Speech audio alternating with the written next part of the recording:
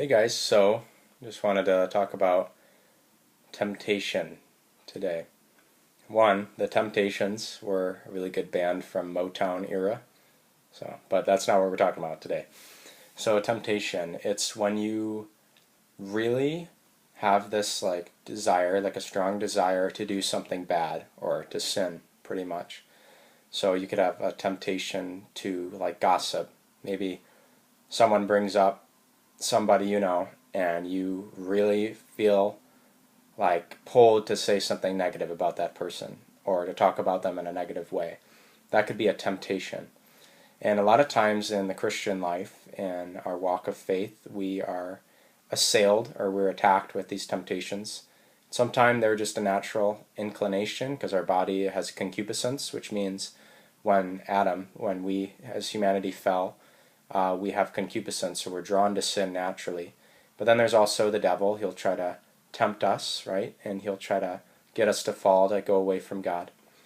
But what maybe some people don't know, is that temptations are actually gifts, which is crazy. So let's just total rewind. A temptation can be a gift because it makes you stronger. So every time you're tempted, you have an opportunity to choose. When you're tempted, you don't sin.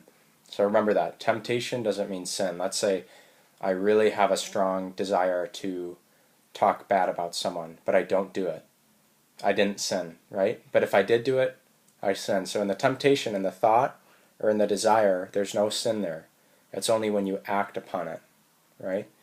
But a temptation can be a gift, because every time you're tempted to choose something that's not Jesus, but you choose Jesus instead, it strengthens your faith, and it strengthens your character, right? So it's like when you're working out, let's say you're doing bicep curls, something I'm not that good at.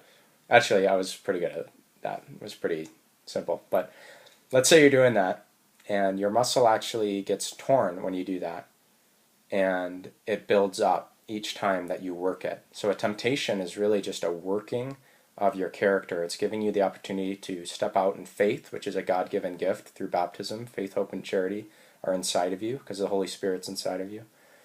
And you get the opportunity to choose Jesus, right? So Father Spezia, Father Bob at Camp Sancta Maria, when he was there, when I was growing up, he'd always talk about temptations. And he said, when you get tempted, just say, Jesus, I choose you.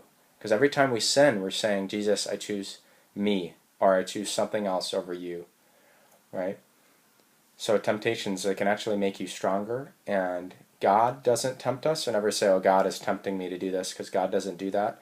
But God will use temptations to make us stronger, to get us to choose Him. And the more we do it, the more it becomes just habitual, it becomes a habit, and you get better and better at it as you grow. Because the Christian life, it's not a one and done. You actually have to grow into it. It's called growing in love, right? So it's pretty sweet. Yeah, so I think that's it.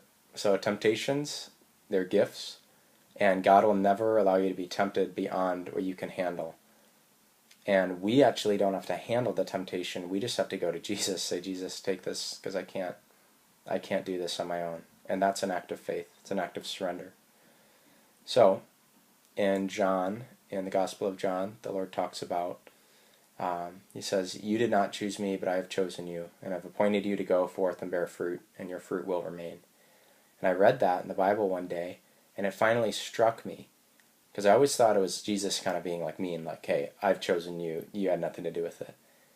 But the Lord let me see in a deeper way that all those times when I was tempted and I didn't choose Jesus, I chose myself or I chose something else, He still chose me from before the world began, to be holy, to belong to Him.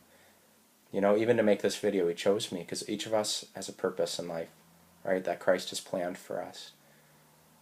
So Jesus says to you, too, that all the times you haven't chosen me, I've chosen you in love. I died for you on the cross, and I choose you now to follow me. So God bless you.